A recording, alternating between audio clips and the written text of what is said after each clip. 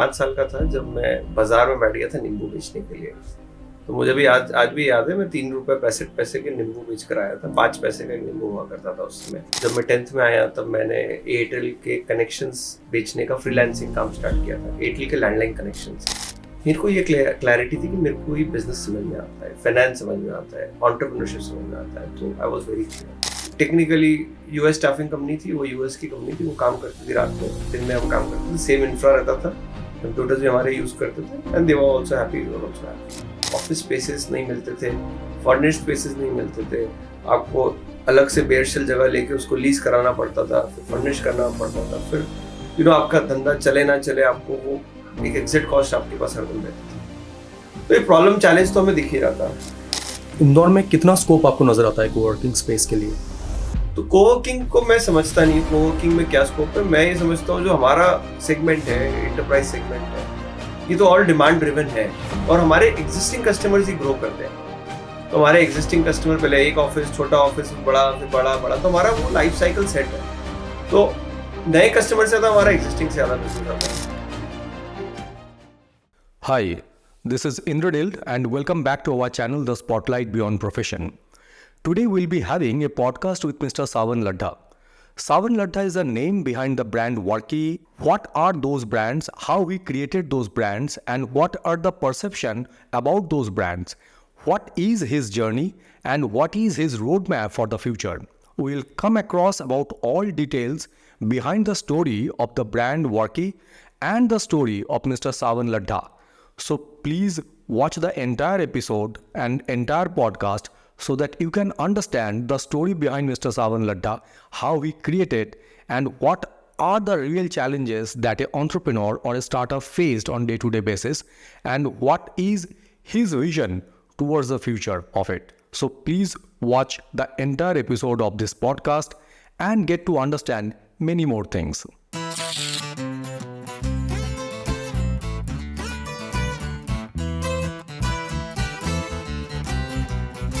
Sir, welcome to our podcast, The Spotlight Beyond Profession, and thank you very much for giving us your time. The name of the channel, The Spotlight Beyond Profession, means obviously you are on the spotlight, and Beyond Profession, the tagline is because we here in this podcast will try to understand and know about your journey towards Worky and other brands that you created. So it is more of about your personal development, your personal journey, and towards your business success that will be coming eventually. And before we start this podcast, I have two disclaimers. Number one, that my name is Indranil, so I'm a Bengali. So whenever I will try to speak in Hindi, you can laugh at me. I don't mind. I am quite a bit habitual. And secondly, in this entire podcast, if I'll be asking anything and you don't want to answer, you can directly say no. There is nothing like avoiding or something. So again, thank you very much and welcome to our channel, The Spotlight Beyond Profession.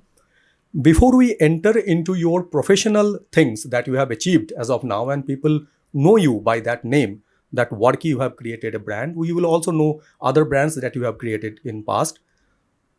थोड़ा सा अगर आप अपने base के बारे में बता दें कि बेसिकली आप कहाँ से हैं, आपकी स्कूलिंग, आपकी चाइल्डहुड की जर्नी अगर थोड़ा सा बता दें, so it will be better for our viewers to understand you better than your company. So शुरुआत हुई थी जब मैं 5 साल का था और मुझे याद है आज भी, मैं समर हॉलीडेज में और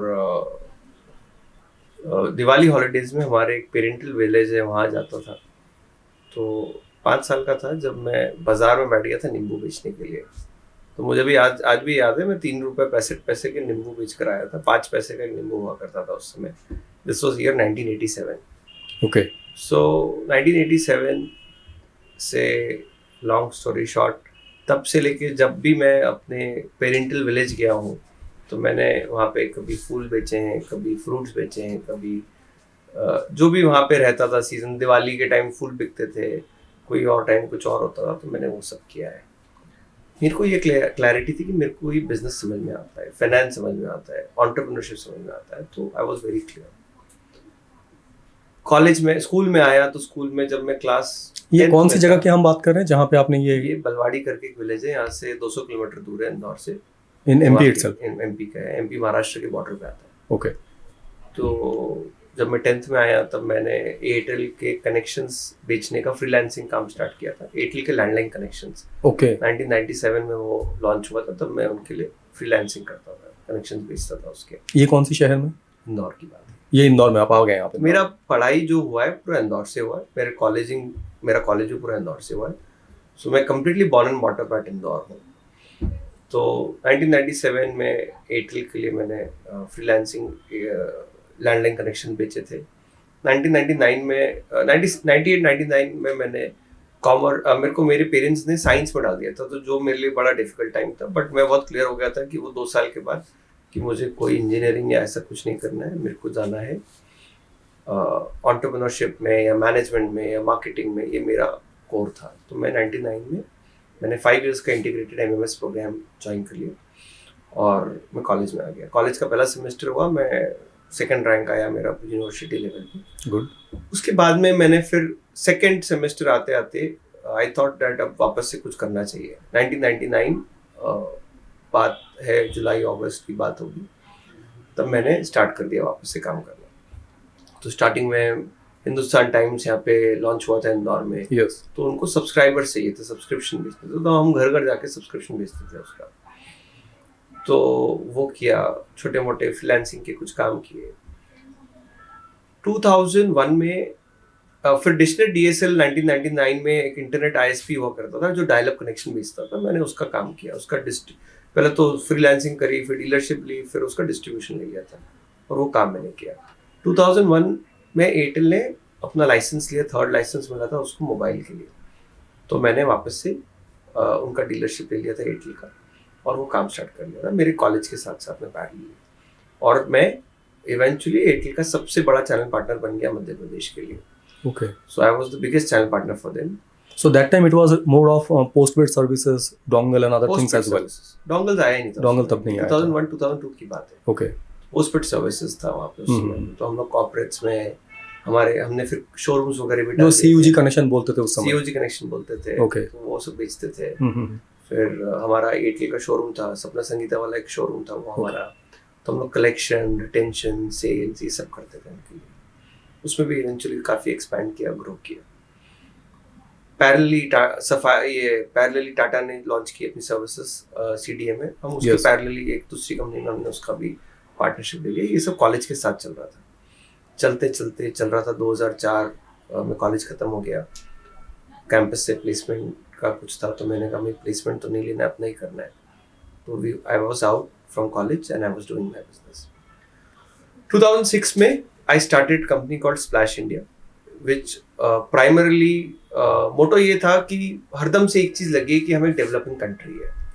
डेवलप कंट्री कब होंगे पता नहीं, पढ़ते आ रहे हैं इतने सालों से, अभी भी सुन रहे हैं। तो थॉट प्रोसेस ये था कि अगर हमें परमानेंटली रूट से अगर प्रॉब्लम सॉल्व करनी है तो वो प्रॉब्लम सॉल्व होगी जॉब्स क्रिएट करके। अगर हम जॉब्स क्रिएट कर पाएंगे, अगर लोगों को एम्पावर कर पाएंगे, लोगों को ट्रेन कर पाएंगे। एक बार आप किसी को भिखारी को भीख दे दोगे तो वो उसको भीख मांगने की आदत होगी, और अगर उसको जॉब मिल जाएगा तो वो इंडिपेंडेंट हो जाएगा। ट्रू। तो 2006 में I started splash, which was into training and placement, primarily into BPOs and IT enabled services. तो हम लोग ट्रेनिंग का काम करते थे, लोगों को ट्रेन करते थे उनके सॉफ्ट स्किल्स कम्युनिकेशन में, और उनको प्लेस करते थे। ये किस टाइप के लोग होते थे जिनको आप ट्रेन करते थे? स्टूडेंट्स और फ्रंट लाइन वाले ग्रेजुएट्स, फ्रेश ग्रेजुएट्स होते थे, अंडर ग्रेजुएट्स होते थे, जो दे लुकिंग फॉर जॉब, उनको जॉब नहीं मिल रही, कोई जॉब्स थे नहीं उतने। So you were giving them training and accordingly placement as well. Yeah, so we were doing that. So 2006 में we started this. And this was a proprietorship firm, partnership firm, what was So the initially it was a proprietorship. Okay. Proprietorship firm थी, but उसको हमने 2008 या 9 में private limited कर लिया था। हमें समझ में आया था इसमें स्कोप है, काफी अच्छा ट्रैक्शन। आपने ये कहाँ से शुरू किया था, कौन से लोकेशन से शुरू किया था? ये इंदौर में ट्रेड हाउस करके बिल्डिंग थी, ढक्कन वाला कुआं, वहां से शुरू किया था। अगर आज से 10 साल पहले के जो भी लोग हैं जो जॉब ढूंढ रहे थे, तो वो 100% हमारे ऑफिस आए होंगे और उनको कहीं ना कहीं हमारे थ्रू जॉब मिली होगी। आज से 10-15 साल पहले की बात है। तो कंपनी को ऑलमोस्ट 17 साल हो गए। 2006 में वो स्टार्ट किया था। वहां से फिर हम लोग सेंट्रल मॉल में शिफ्ट हो गए थे। और ये किस किस कैटेगरी में जॉब आप लोग क्रिएट करते थे या प्लेसमेंट देते थे? Typically call centres, BPO, IT enabled services, थोड़ा बहुत IT और फ्रंटलाइन जॉब्स, ये सब करते थे। 100,000 जॉब्स हमने दिए हैं अभी तक। उसमें हम लोग वाह। रोजगार मेला, जॉब फेयर्स, ये सब कॉन्सेप्ट हमने इंट्रोड्यूस किए। मतलब ये सब उस एरा की बात है जब ये स्किल डेवलपमेंट का जो नया आजकल जो फॉर्मेट आए हैं, आप उस समय ये काम करते थे प्राइवेटली? पहले करते थे, हाँ एग्जैक्ट। तो हमें पहले करते थे, तो उस समय फिर हम लोगों ने काफ़ी जॉब फेयर्स किया करते थे, कॉलेजेस के साथ मिलके, कंपनीज को बुला के बड़े स्केल के ड्राइव्स करते थे, मेगा ड्राइव्स करते थे कंपनीज को। जो रोजगार मेला लगता था। यस, तो ये सब हमने बहुत किया है। फिर तो ये बेसिकली स्प्लैश को शुरुआत करने का भी थॉट प्रोसेस यही था कि अभी तक हम किसी और के लिए काम किया करते थे, किसी और का प्रोडक्ट या सर्विसेज बेचते थे, तो हमारा खुद का कुछ नहीं बनता था। तो हमें लगा कि यार हमारा कुछ ब्रांड होना चाहिए, हमारा कोई कंपनी होना चाहिए जो लेगेसी बना के चले, जो आगे तक चले। तो ये चलता रहा। 2014 में हम लोग स्प्लैश का ऑफिस वहाँ पे शिफ्ट कर चुके थे सेंट्रल मॉल में। हमें एक कंपनी ने अप्रोच किया था कि उसको नाइट शिफ्ट में कुछ काम करना था। तो हमने क्या किया, हमारा जो दिन में ऑफिस यूज करते थे, रात में उसको दे दिया था। तो टेक्निकली हमने कोवर्किंग टाइप का काम 2014 में स्टार्ट कर दिया था। हम वो स्टार्ट कर चुके थे। रात तो दिन में हम यूज कर रहे हैं वही ऑफिस, रात में कोई दूसरी कंपनी यूज कर रही है जो and they were paying you rent. They were paying us good rent. तो हमारा ओवरऑल अच्छा खासा काम सेट हो गया था। और टेक्निकली यूएस स्टाफिंग कंपनी थी, वो यूएस की कंपनी थी, वो काम करती थी रात में, दिन में हम काम करते थे। सेम इंफ्रा रहता था, कंप्यूटर्स भी हमारे यूज करते थे, and they were also happy, we were also happy. ये हम शुरू कर चुके थे। सेंट्रल मॉल में हमारे 2-3 ऑफिसेस थे, तो हमने 2-3 छोटे मोटे स्टार्टअप्स को भी जगह दे दी थी जो वहाँ से काम करके तब स्टार्टअप कल्चर शुरू हो गया था। हाँ, मतलब शुरुआत थी, कुछ लोग काम कर रहे थे। तब बिजनेस बोला जाता था, स्टार्टअप शायद टर्मिनोलॉजी नहीं आया था। तो बिजनेस स्टार्ट कर दिया था लोगों ने। कोई स्टार्टअप भी बोलता था। एक कंपनी थी बहुत पहले हमारे यहाँ, वो उसने स्टार्ट किया था 2014 में। तो इवेंचुअली ऐसे तो हमारी शुरुआत हो गई। उस समय अभी तक के लेके ये भी जो भी जर्नी रही, हरदम एक प्रॉब्लम आया ऑफिस का। ऑफिस स्पेसेस नहीं मिलते थे, फर्निश्ड स्पेसेस नहीं मिलते थे। आपको अलग से बेयरशेल जगह लेके उसको लीज कराना पड़ता था, फिर फर्निश करना पड़ता था, फिर आपका धंधा चले ना चले, आपको वो एक एग्जिट कॉस्ट आपके पास हरदम रहती थी। तो ये प्रॉब्लम चैलेंज तो हमें दिख ही रहा था।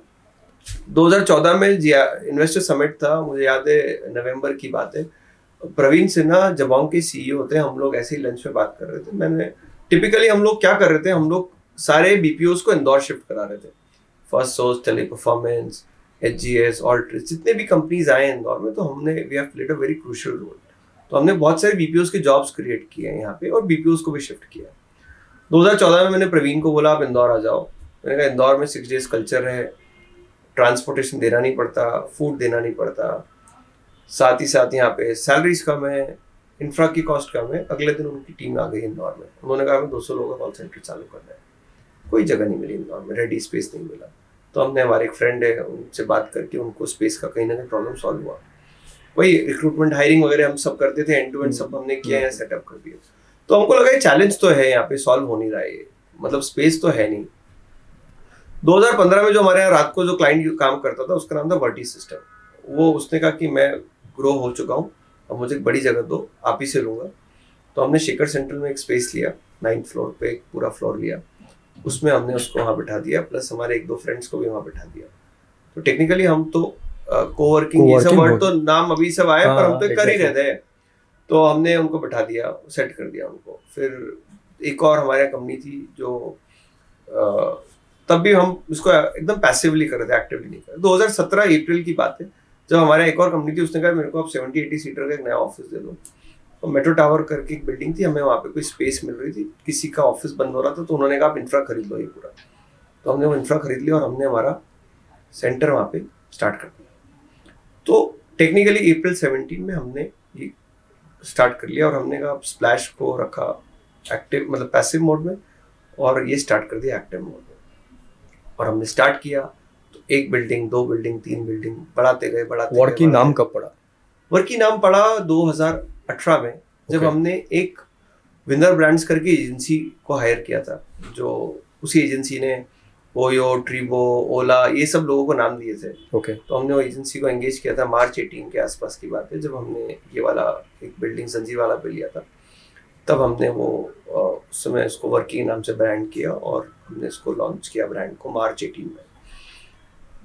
तब से लेके आज तक हम, फिर हमारे पास जो कस्टमर्स आते थे, हम जैसे जैसे ग्रो करना चाहते थे, हम वो सिटीज़ में जाते गए, ग्रो करते गए, और करते कराते 20-22 सिटीज़ में हम लोग पहुंच चुके हैं, 1 मिलियन स्क्वायर फीट मैनेज कर रहे हैं, 20,000 लोग हमारे सेंटर्स में बैठते हैं इस समय पे। और पैरेलली हमने स्टार्टअप्स को इंक्यूबेट करना, उनको प्रमोट करना, इन्वेस्ट करना, कनेक्ट करना, ये सब भी किया। कोविड के भी 2 साल निकाले, उनमें भी बहुत इंटरेस्टिंग स्टोरी कभी और बताएंगे आपको, उसमें हमने क्या किया कोविड के टाइम में भी। तो करें, और आज यही है। Okay. If I'm not wrong, that time in Indore, first co-working space का जो brand इंदौर में था, that was by the name of Regus. ये शायद 2014-15 में ये लोग आ चुके थे जब इन्होंने ब्रिलियंट कन्वेंशन में एग्जैक्टली। रीजस एक मल्टीनेशनल कंपनी है, यूके बेस्ड कंपनी है। तो वो they are into business centres. Yes. तो छोटे छोटे कैबिन्स देते हैं, और ब्रिलियंट में आ गए थे वो, डीएनआर करके एक बिल्डिंग है, वहाँ पे भी आ गए थे, और इवेंचुअली वो अपोलो प्रीमियर में भी आ गए थे। Okay. So what is your model in working?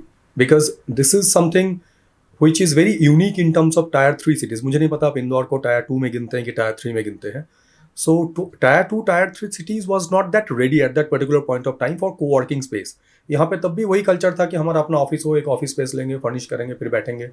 Co-working space basically working for tyre 1 cities जहाँ पे पेस इज कंसर्न, जहाँ पे रियल एस्टेट का जो रेट्स होता है वो बियॉन्ड capacity होते हैं. So there it has been started with the per seat capacity.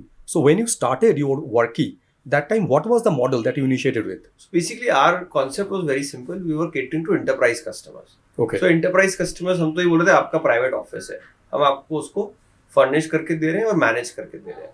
Manage आपको करवाना है करवाइए, ना कराना ना कराइए. That was very simple for everyone. So it was their private office in our campus. तो हमारा अप्रोच ये था कि हम एक बड़ा कैंपस लेते हैं, उसमें प्राइवेट ऑफिसेस बना देते हैं, and then we give services, कुछ शेयर्ड एमिनिटीज क्रिएट कर देते थे, and our rates were very reasonable, so that is the reason we got good traction. So whatever presently your model is, it is all on enterprises model, or you are still giving on per seat basis or something? We don't do per seat. Nothing like cabins or day basis ऐसा कुछ नहीं है. ऐसा थोड़ा बहुत छोटा बहुत, मतलब एक आध 2 सेंटर में थोड़ा बहुत करते हैं जब हमने कुछ सेंटर्स बनाए थे, but otherwise we don't do that now. So सबसे छोटा एंटरप्राइज मतलब आपके लिए कौन कस्टमर हो सकते हैं for the general viewing? I am asking this. छोटा एंटरप्राइज मतलब 20-50 सीट्स चाहिए उसको, 1-2 कैबिन चाहिए, यू नो, उसका पेइंग कैपेसिटी डिसेंट है, वो मेरा कस्टमर है. Because in today's time, co-working space is majorly hit for the people who are doing the startups or recent first generation of entrepreneurs. तो हमारा वो टारगेट मार्केट नहीं है, वो टारगेट मार्केट हमने बनाया ही नहीं. हमारा है जैसे कोई फंडेड स्टार्टअप है, उसको मल्टीपल सिटीज में एक्सपैंड करना है. Okay. For example little bit जैसे Byju when they wanted to expand, तो हमने उनको 20-25 सिटीज में हेल्प किया था. We had 25 offices with them. So इस तरीके के स्टार्टअप्स हमारे कस्टमर्स थे. अच्छा. And you are catering mainly this tier 2, tier 3 cities, not in tier 1. So we started with tier 2, tier 3, and eventually now we are in tier 1 also, because हमारे existing customers ने हमसे मांगा कि हमें बॉम्बे जाना है, हम बॉम्बे चले गए, थाने जाना है, थाने चले गए, चेन्नई जाना है, चेन्नई चले गए, बैंगलोर जाना है, बैंगलोर चले गए. So this is how, you know, we expanded in tier 1 also. Pune में हमारा अच्छा प्रेजेंस है, चेन्नई में अच्छा प्रेजेंस है. Okay.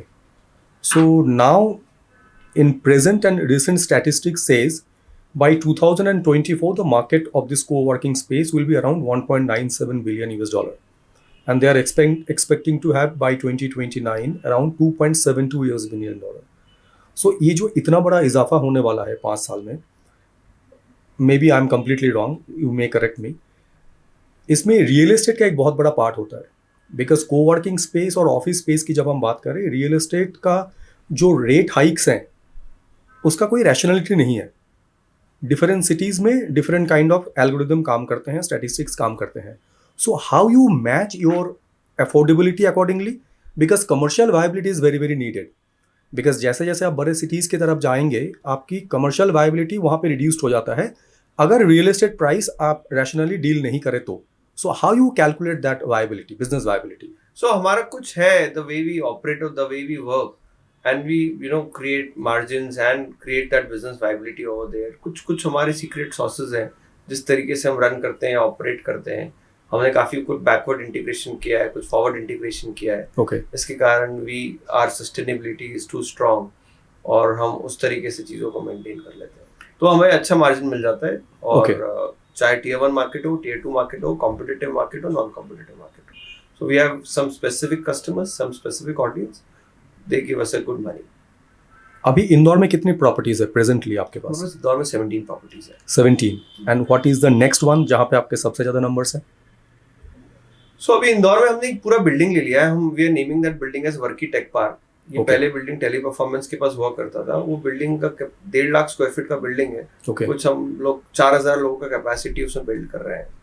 तो that will be our biggest centre in a single campus in Indore. Indore में कितना स्कोप आपको नजर आता है कोवर्किंग स्पेस के लिए? तो कोवर्किंग को मैं समझता नहीं हूँ कोवर्किंग में क्या स्कोप है। मैं ये समझता हूँ जो हमारा सेगमेंट है, इंटरप्राइज सेगमेंट है, ये तो ऑल डिमांड ड्रिवन है और हमारे एग्जिस्टिंग कस्टमर्स ही ग्रो करते हैं। तो हमारे एग्जिस्टिंग कस्टमर पहले एक ऑफिस, छोटा ऑफिस, बड़ा, फिर बड़ा बड़ा, तो हमारा वो लाइफ साइकिल सेट है। तो नए कस्टमर से ज्यादा हमारा एग्जिस्टिंग से ज्यादा बिजनेस आता है। लेकिन जब हम वर्की एज ए ब्रांड देखते हैं तो हमेशा ये आता है कि it's a coworking space deliverable kind of a thing. So जब ये वर्की को आप कोवर्किंग स्पेस के लिए आप ब्रांडिंग कर रहे हैं, then why this is not the target? Your target is something else and your branding is going something so we have changed our positioning a lot. क्योंकि क्या था, ये जब हमने स्टार्ट किया था तो कोवर्किंग बड़ा एक फैग वर्ड था, हमें उसको मेंटेन करना पड़ता था। तो अब हम now we are positioning ourselves as a managed office space provider. Okay. And we offer only office spaces. Coworking में हम लोग बहुत लिमिटेड काम करते हैं एंड वो भी करते हैं तो एंटरप्राइजेस के साथ ही करते हैं कोवर्किंग में भी। तो जैसे हमारे यहाँ कोई कैबिन्स भी दिए हुए हैं तो it is all enterprises who have taken cabins from us. ऐसे हमारे यहाँ नहीं आते हैं कि कोई फ्रीलांसर आ रहा है या कोई ऐसे आ रहा है, उस टाइप का ऑडियंस हमारा है ही नहीं। है नहीं। और आप ये मैनेज कभी कभी करते हैं, कभी नहीं करते? मतलब जो बेसिक एमिनिटीज दिया जाता है नॉर्मल ऐसे कभी कोई क्लाइंट बोलता है यार हमें तो खुद ही करना है, हम बोलते कर लो आप खुद। सो हम बहुत फ्लेक्सिबल है। तो ये हमारा एक बहुत बड़ा यूएसपी भी बन जाता है।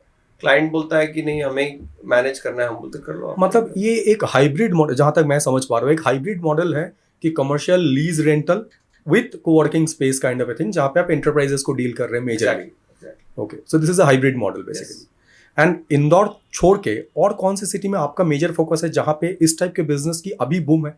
बिकॉज जो आप राइटली बोल रहे हैं कि 2017 के बाद जो इंदौर में जो बाहर की कंपनीज का आना हुआ या जो बीपीओ का यहाँ पे सेटअप या डेवलपमेंट तो हुआ, चेन्नई पुणे हम लोग फोकस कर रहे हैं ज्यादा। ओके, जैसे चेन्नई है, पुणे है, जयपुर हम थोड़ा एक्सपोजर हमने बढ़ाया है, लखनऊ में हमने हमारा एक्सपोजर बढ़ाया है, कोयम्बटूर में हम लोग काम कर रहे हैं, नागपुर में काम कर रहे हैं। तो प्राइमरली जो ये ग्रोइंग सिटीज है इनमें भी काम कर रहे हैं और टीयर 1 में चेन्नई पुणे हमारे दो अच्छे पॉइंट्स हैं। नोएडा में भी हम लोग कुछ बड़ा करने की कोशिश कर रहे हैं। ओके। एक थोड़ा सा अलग सवाल है। आज की तारीख में जब 23 और 24 में जो गवर्नमेंट ऑफ इंडिया की जो रुझान है रिगार्डिंग एंटरप्रेन्योरशिप और स्टार्टअप्स, यहाँ पे देखा जाता है कि they are majorly incentivising manufacturing parts more rather than the service sector, while India as a whole is having a very robust strong point on service industry as well. You are into service industry. So आप इसको कैसे देखते हैं कि manufacturing industry? नहीं तो आप, मैं थोड़ा सा स्लाइटली डिसएग्री करूंगा आपसे। अभी जैसे मैं मध्य प्रदेश की बात करूं, इंदौर की बात करूं, तो पिछले 5 साल में यहाँ पे काफ़ी काम हुआ है। हमने ऑलमोस्ट 22 जनवरी 22 मई 22 में स्टार्टअप पॉलिसी यहाँ पे पास करवाई है, नई आईटी पॉलिसी पास करवाई है। So there are a lot of subsidies and benefits for service industry companies also over Okay. there. So this is going pretty well and people are taking benefit out of it. तो अब मुझे ऐसा लगता है कि service industry काफी बढ़ेगा, grow करेगा। हम ऑलमोस्ट $3.5 ट्रिलियन पे है, $10 ट्रिलियन पे हमें 2030 तक जाना है। तो इसमें सबसे मेजर पोर्शन मेरे को लगता है सर्विस इंडस्ट्री से आएगा। ओके। अभी का जो प्रेजेंट स्टार्टअप कल्चर है वो थोड़ा सा फैंसी हो चुका है। लोग स्टार्टअप के नाम से they are majorly chasing for funds. Business development या बिजनेस की सस्टेनेबिलिटी या जो लॉन्ग टर्म विजन है वो थोड़ा सा मिसिंग टाइप का नजर आता है। What is your perspective on this? तो ये देखिए, जब तक बिजनेस वाइबिलिटी नहीं होगी ना, बिजनेस तो नहीं चलेगा। तो ये फैग उड़ जाएगा। अभी पैसा सब ड्राई आउट हो गया है, अभी पैसा नहीं मिल रहा है स्टार्टअप्स को, तो स्टार्टअप्स बंद हो रहे हैं। तो अब जो भी यूनिट इकोनॉमिक्स पे काम करना पड़ेगा, धंधे की तरह, बिजनेस की तरह धंधा चलाना पड़ेगा। अगर आपको प्रॉफिट बन रहा है तो आप बिजनेस कर पाओगे, और अगर आप पैसा बर्न कर रहे हो और आपके पास कोई थॉट प्रोसेस नहीं है कि ये बर्न कब आपको प्रॉफिट देगा, तो वो बिजनेस से ज़्यादा लंबा सस्टेन नहीं कर पाएंगे, ऐसा मुझे लगता है। ये जो प्रेजेंट एक डेवलपमेंट हो रहा है कि इंक्यूबेशन सेंटर बन रहे हैं, कुछ गवर्नमेंट्स अपने हिसाब से कर रहे हैं, कुछ पीपीपी मॉडल में भी हो रहा है, कुछ प्राइवेट भी हो रहे हैं। इंक्यूबेशन सेंटर में स्टूडेंट्स जो लोग जस्ट कॉलेज से निकल के आते हैं वो लोग भी आते हैं, जिनका मेजर फोकस तो यही होता है कि we need to raise funds so उनका प्रेजेंटेशन या उनका तौर तरीका ऐसे ही डेवलप करते हैं वो लोग, so that they can attract the investors. So ये इंक्यूबेशन सेंटर को अगर आप देखते हैं, तो what are the first 3 priorities you see for every first generation of entrepreneur? They should consider these first and then the others. What are the first 3 parameters you will consider? You see, if there is a good idea they have, they have a good execution will, थोड़ा सा उनको traction भी आ गया है, so that is something which everybody sees. So incubation center भी यही देखता है कि भाई अच्छा आइडिया है, दम है आइडिया में, execution आप कर सकते हो या आपने थोड़ा बहुत कर दिया है, थोड़ा बहुत traction आ गया है, तो I think it is good to go for a good incubation center. आपके पर्सनल पॉइंट ऑफ व्यू क्या है किसी नए स्टार्टअप के लिए? What should be your advises to them कि if you are coming into the business, if you are coming as a startup और as an entrepreneur, what are the things you should consider first for yourself, then you consider yourself as ready to enter into this? So सबसे important है grit, आपका dedication, how passionate you are about your idea, आपका execution में क्या strength है, आप कितना time, energy, पैसा लगा सकते हो, कितना टाइम आपको लगता है कि आपको लगेगा. और ये शॉर्ट टर्म नहीं है, कोई भी बिजनेस है, एक 1000 डेज की जर्नी होती है. जब आपका कोई बिजनेस कोई एक लेवल पे जाने का, स्टैब्लिश करने का टाइम लगता है, तो वो आपको जर्नी निकालनी रहती है. और आप में अगर उतने पेशेंस है तो ही आप एंटरप्रेन्योरशिप की तरफ आइए.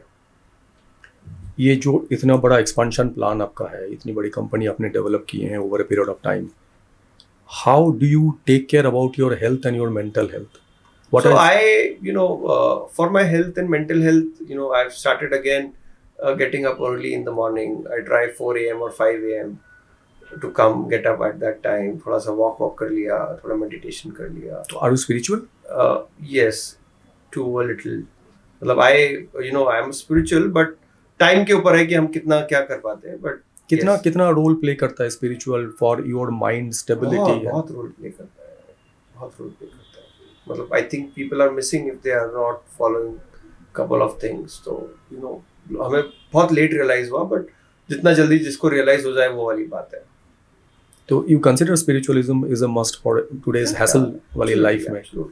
It gives you kick, it gives you ideas, it gives you mental peace, mental health. So this is all is required. आज के तारीख में स्पिरिचुअलिज्म और रिलीजियस, ये दोनों को मिक्स कर दिया जाता है, तो आप कैसे डिफाइन करते हो इसको? स्पिरिचुअलिज्म और रिलीजियस अब वो जो रिलीजियस जो हो गया है वो अलग है. बट रिलीजियस तो ये कि भाई आप you believe in God and you have a gratitude towards God and you that is what. और spiritualism is something which you follow, you schedule for yourself more. Yeah, for yourself more. So that is what it is, knowing yourself more. That is spiritualism. What is your me time? जब आप थोड़ा सा भी relax होने के mood में होते हैं, हालांकि आई एम श्योर कि आपको टाइम नहीं मिलता होगा, बट कभी भी अगर मिलता है तो what is your me time? What you like for yourself? I like playing with my kid. So that is the time I go stress busters. Yeah, spend time with my family. We go for a drive. Coffee के लिए चले जाएंगे, कुछ भी चले जाएंगे. So that is what is the time. Indore में born and brought up है. Indore is known for chatar patar and food. What is your favorite food in Indore apart from poha? So I like Vijay ka patties very much. Okay. That is something which I like. Johnny ka hot dog. So these are some signature dishes. जब हमारे यहाँ कोई guest आता है तो उसको हम offer करते हैं. Anything related to games you are interested with, और आपने कभी बचपन में खेला है? Because game in today's time जब हम आज के तारीख के बच्चों को देखते हैं, सो ये आउटडोर गेम्स की थोड़े से रुझान कम हो जाते हैं. They are more into screens and all these. So आपकी जिंदगी में गेम्स का क्या है? If I talk about my school life, तो I have played football, table tennis and rifle shooting. Okay, these were 3 games which I have played in my school life. Games का कोई part है जो आपके business में आपको help करता है या एज एन इंडिविजुअल आपको हेल्प करता है? तो फाइट करना रहता है बिजनेस में, जो गेम में हमें फाइट करना रहता है, तो वैसे स्पोर्ट्समैन स्पिरिट बोलते हैं कि हारना नहीं है बस. तो बस बिजनेस भी वैसे ही रहता है. Any personal political view about present scenario? No, India is on a good track. हम लोग जैसा कर रहे हैं अगर ऐसे ही करते रहेंगे तो we will have a very better future for us. और जो हम $10 ट्रिलियन की बात कर रहे हैं, हमारी कंट्री की बात कर रहे हैं, I think we can achieve that and will be a developed country then thereafter.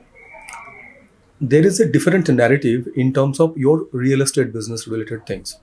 थोड़ा सा आउट ऑफ ट्रैक है, लेकिन फिर भी जानना चाहता हूँ आपका वर्जन क्या है इसमें. अभी एक मुद्दा ऐसा चलता है कि it is good to own a house और rather than being on rent? आपका पॉइंट ऑफ व्यू क्या है? Because rental houses and purchasing a house algorithm दोनों कंप्लीटली डिफरेंट है, सिटी वाइज कंप्लीटली डिफर करता है आपका रियल एस्टेट वैल्यूज के लिए. आप कैसे देखते हैं इस चीज को? तो मैं देखो, एक नो ब्रेनर आइडिया तो इसमें ये है कि जो आप रेंट पे कर रहे हो, अगर आपका उतना ही EMI में काम हो रहा है, you should bye a house. तो बहुत मुश्किल है, मुझे नहीं लगता है. मैं बोल रहा हूँ, ये अब आपने कहा ना सिटी वाइज डिपेंड करता है, तो ये नो ब्रेनर तो ये है कि अगर ये होता है, वो किसी भी सिटी में ये काम नहीं करेगा. I don't think so. अब आई डोंट नो अभी कैसा सीन है, बट अगर आपका EMI आपके रेंट से 25% भी ज़्यादा है, तो भी नो ब्रेनर है आपको, you should buy the house. And eventually see, buying a house when you are very specific that you have to stay in that city and you have to settle down over there for a long term, so then maybe it's a different, because see, this question is very different for every person. Yes. And at different age group. Yes. आप 50 साल वाले आदमी को बोलोगे कि यार आप rent के हाउस पे रहो, तो शायद वो फिजिबल नहीं है. उनको एक स्टेबिलिटी चाहिए लाइफ में. और एक कोई मिलेनियल या यंगस्टर्स को बोलोगे कि हाँ कोई नई सिटी में गए, तो आई थिंक उनके लिए rented house would be better, because they don't know what is they are going to do for there in that city. But real estate as an investment asset class, specifically flats and all, I don't think it's a good asset class now, क्योंकि इतना बहुत ज़्यादा appreciation नहीं मिलता है इसमें. तो it has to be a combination of things, that what is the EMI you're paying, what kind of appreciation you expect, and what is your rental you're going. So उसके साइंस के हिसाब से then you can make a decision. आपने ये business Indore में शुरू किए हैं, बॉर्न एंड बॉट अप आप इंदौर के हैं. पिछले 10 साल में इंदौर की जो ग्रोथ है एंड जो रियल एस्टेट की जो ग्रोथ है, दैट इज़ इनॉर्मस. सो आप इस चीज़ के साथ अपना तालमेल कैसे बनाते हैं? बिकॉज जो आप 5 साल पहले जो आप ऑफिस बिल्डिंग लेते थे या जिस रेट पे आपको मिलता था, आज शायद पता नहीं मुझे कितने फोल्ड बढ़ गए हैं. आने वाले समय पता नहीं और कितना फोल्ड बढ़ जाएगा. बेसिकली हमारे कस्टमर के प्राइसिंग पे डिपेंड करता है. कस्टमर ने पहले 50 रुपए देता था, अब 100 रुपए देता है, तो अब हमें कोई फर्क नहीं पड़ता. लैंडलॉर्ड पहले 25 रुपए मांगता था, अब 40 रुपए मांगता है, तो हमें कोई फर्क नहीं पड़ता. तो डिपेंड करता है ऑल डिमांड एंड सप्लाई. अगर हमारे पास डिमांड है तो हम सप्लाई ले लेंगे, अगर सप्लाई है और डिमांड नहीं है तो हम नहीं लेंगे. सो क्योंकि हमारा तो इंटरप्राइज मॉडल है, तो हम लोग सब बैक टू बैक करते हैं मेजरली. कोई प्रॉपर्टी जब आप सिलेक्ट करते हैं किसी भी सिटी में, आपका पैरामीटर्स क्या होता है? लोकेशंस कितना इंपॉर्टेंट होते हैं? या हमारा बहुत सारा 37 पैरामीटर्स की हमारी चेकलिस्ट होती है, और वो चेकलिस्ट के हिसाब से then only we select a property. तो इट इज नॉट दैट हम कोई प्रॉपर्टी लेते हैं, बट मेजरली अगर हम देखें तो it has to be a very good building, good location and good public transport. Okay, these are the parameters, major basics parameters. Otherwise we have a very detailed parameter checklist. Okay. अभी आपके company में कितने staff काम करते हैं? लगभग 100 लोग काम करते हैं. 100 लोग काम करते हैं. And have you taken funding from outside? नहीं, अभी तक we have not taken any fund. Bootstrapping चल रहा है अभी. Do you have any plan for funding to expand in? Yes, it is in discussion. And what is your expansion plan in next 5 years? How many cities you want to acquire and you want to be So present basically now we will we'll hardly add another 6-7 cities, but we will go more in whatever cities we are there right now. हम इनमें और deep penetration करेंगे. So we target in next 2 years we will be able to cover another 1 million square feet, and हमारा target है कि next 5 years में we want to touch 5 million square feet. So deep penetration का मतलब ये है कि आप और बढ़ाना चाहते हैं, मल्टीपल बिल्डिंग्स, मल्टीपल स्पेसेस इन्हीं सिटीज में जहाँ एरियाज ज़्यादा बढ़ाना चाहते हैं, मतलब स्पेस ज़्यादा बढ़ाना चाहते हैं, so that you can entertain more enterprises. Exactly. That is the major focus. Why you have selected Pune? Demand आया था हमारे पास. It was all demand driven. I am asking this because in last 5 years there is a huge increase in startup culture and entrepreneurship in Indore, Pune, these kind of cities. Enterprises already Pune में established है, क्योंकि मुंबई के बाद they were preferring as Pune. So Pune is a growing city. मैं तो पुणे को tyre 2 मानता हूँ और इंदौर को टायर 3 मानता हूँ. मुझे पता नहीं आपका परिभाषा क्या है इसमें. सो पुणे की जो स्कोप है और इंदौर की स्कोप है, क्या ये दोनों सिटी को आप कंपेयर कर सकते हैं किसी भी लेवल पे? नहीं, पुणे का स्कोप बहुत ज़्यादा है इंदौर से. मतलब इंदौर पुणे का 10% भी नहीं है, इतना difference. And how you see Ahmedabad as a market in Gujarat? Ahmedabad is doing pretty well. Indore से आगे है Ahmedabad. And what is your growth perspective for this city you are looking for, not your business, overall I'm asking? Hey, so Indore is it's a dream city. It's a city which has a very bright future, and I think we are at the right place, right time. The city will boom up, Ahmedabad जैसी city बन जाएगी बहुत जल्दी Indore, and eventually Pune जैसी city बन जाएगी आज से 10 years down the line. So this is the very right time for Indore. What is your entertainment regime? आपको क्या पसंद है? We go for movies. Last night हम जैसे मूवी जाकर आए थे. So Bollywood is an integral part of your family as well. Yeah, so family wise हम लोग we went and Any favorite star? No, not as such. Change होते रहते हैं तो सब हर टाइम चेंज होते हैं. जब किसकी अच्छी मूवी आ जाती है तो वो फेवरेट हो जाता है. आज की जो प्रेजेंट जनरेशन है, जैसे कि आपका जर्नी है, विच इज़ वेरी ग्राउंडली रिलेटेड, मतलब ज़िंदगी के जो कड़वी सच होते हैं, जो कठिनाई होते हैं, वो आपने देखे हैं. आज की तारीख में ये थोड़ा सा मिसिंग है, थोड़ा सा नहीं, काफ़ी ज़्यादा मिसिंग है. लेकिन जब ये लोग बिजनेस में आते हैं तो ये एक हेलीकॉप्टर व्यू देखते हैं ऊपर से. सो ये ग्राउंड रियलिटी के साथ बहुत डिस्टेंट मेंटेन होते हैं. So how much it is important for them to have those ground reality? तो बेसिकली देखिए, सबसे इम्पोर्टेंट है हु इज़ योर कस्टमर. आप कस्टमर का NDFF कर लो, नीड, डिज़ायर, फियर, फ्रस्ट्रेशन. अगर आपको ये सब चीज़ें पता है और आप प्रोडक्ट उसके लाइन बनाओगे तो ये प्रोडक्ट will be सक्सेसफुल. और आप कोई ऐसी चीज़ बिल्ड कर रहे होगे जिसकी नीड ही नहीं है तो कोई उसको लेगा ही नहीं. मतलब आप you have to be clear कि आप क्या बना रहे हो, क्या प्रोडक्ट बना रहे हो. अगर उसकी ज़रूरत नहीं है तो उसको, ग्राउंड रियलिटी यही है कि आप अपने कस्टमर से मिल लो. अगर आपको कस्टमर ऑर्डर देता है, पैसा देता है, तो वही काम करना चाहिए, अदरवाइज नहीं करना चाहिए. तो प्रोडक्ट के लिए एक गैप ढूंढना ज़रूरी है, देन उस गैप को आपको फुलफिल करना है. Right. And then there should be an affordability कि आप किस प्राइस में क्या बेचना चाहते हैं. Absolutely. Now the market is very vast.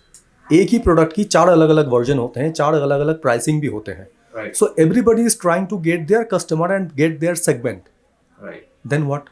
Market बहुत बड़ा है, डिमांड भी बहुत बड़ी है.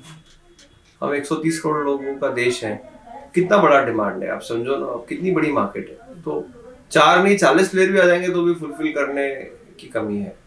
तो आप कितना अपने पोजीशन कैसे करते हो अपने प्रोडक्ट को, आपकी सर्विस कैसे देते हो, आप कितनी केयर करते हो अपने कस्टमर की, उस पर डिपेंड करता है. हिंदुस्तान में एक बेसिक लैक्यूना मुझे दिखता है, ये मेरी पर्सनल पर्सपेक्टिव है, मुझे पता नहीं है आप इतने एग्री करते हैं. हमारी जो एजुकेशनल सिस्टम है वो थोड़ा सा मोनोटोनस है. 100% मैं एग्री करता हूँ, उस पर कोई थॉट ही नहीं है. Because there is still like gradation, marks, इसी के पीछे भाग रहे हैं अभी. तो ये चेंज करना बहुत जरूरी है, नहीं तो हम लोग हमारे बच्चों की जनरेशंस खराब कर रहे हैं.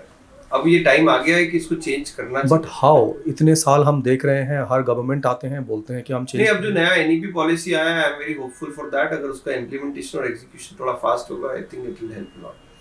आज भी अगर आप देखेंगे, मैं अगर जिस सिटी में आप हैं उस सिटी में भी अगर हम बात करें, बच्चों को हम AC बस में भेजते हैं, फिर हम AC क्लास के बात करेंगे. एजुकेशन सिस्टम वही है जो हम 2 साल पहले पढ़ा रहे थे. There is no change. Education की सिलेबस में एक AI करके सब्जेक्ट जोड़ने से तो आप अपडेट नहीं हो जाते हैं. There is nothing like questioning और आस्किंग समथिंग. तो ये ओपननेस आएगा कैसे? आप एक पोजीशन होल्ड करते हैं. सबसे इम्पोर्टेंट है कि हमारे एजुकेटर्स अगर अच्छे रहेंगे तो ही ये सब चीजें चेंज हो पाएगी. But it become business, commercialised. हाँ, तो आप, ये तो प्रॉब्लम है. अगर हमें अच्छे एजुकेटर चाहिए तो we have to pay them good, so then we can get really good people, really good talent in education. और अगर वो लोग आएंगे तो ही I think this problem will get solved. Plus हमारा जो करिकुलम है, जो हमारा स्ट्रक्चर है, उसको हमें थोड़ा चेंज करना पड़ेगा. Then only it will help. एक चीज़ और दिखता है कि जैसे कि हेल्थ केयर सिस्टम को अगर हम देखते हैं, हेल्थ केयर में सुपर स्पेशलिटी में डिवाइडेड है. आज की तारीख में एजुकेशन भी ऐसे ही डिवाइड हो गया है. अगर आप इंदौर में देखेंगे, so there are big buildings and big institute जहाँ पे सिर्फ IAS की पढ़ाई करवाया जा रहा है, कहीं पे सिर्फ NEET की पढ़ाई कराया जा रहा है. So how this business will grow then? Because they are wanting this kind of models to continue so that their business will be on. So see, basically that is a very different thing जो आप भी बोल रहे हो, and that is a specific kind of training these companies are imparting. Yes. For a specific industry. किसी को IIT crack करना है, किसी को IAS क्रैक करना है, उसके लिए वो इंस्टीट्यूट्स अलग अलग हैं. मैं बात कर रहा हूँ स्कूलिंग एजुकेशन की बात कर रहा हूँ. स्कूलिंग एजुकेशन है, उसमें हम कैसा एक्सपोजर दे रहे हैं बच्चों को, वो इम्पोर्टेंट है. वो उसकी करिकुलम में क्या चेंज करना चाहिए, वो इम्पोर्टेंट है. बच्चे का इंटरेस्ट किस जगह है, उस चीज़ पे फोकस कराना चाहिए, रादर देन उसको सारे सब्जेक्ट्स पढ़ाने के लिए. पर्सनल फाइनेंस पे बात होनी चाहिए, पर्सनल अकाउंटिंग समझाना चाहिए. मतलब बेसिक चीज़ें जो है आज अर्ली स्टेज में हमें बच्चों को समझाना है. एंटरप्रेन्योरशिप बताना चाहिए, बिजनेस क्या होता है वो बताना चाहिए. तो अगर ये सब चीज़ें अर्ली स्टेज में आएगी तभी तो ये लोग, they will be job givers rather than job seekers. Thought process वहीं से चेंज होगा। तो वो अभी थोड़ा सा हमारा कंटेमिनेट हो गया थॉट प्रोसेस, उसको चेंज करना बहुत जरूरी आपके पास कुछ आइडिया है कैसे ये बदला जा सकता है? बिकॉज ये एक दिन की तो बात नहीं है, पता नहीं कितने साल लग जाएंगे। नहीं, तो ये बेसिकली rather than having और अभी तक तो शुरुआत भी नहीं हुआ है, तो बदलने rather की than having a specific curriculum, the curriculum has to be changed.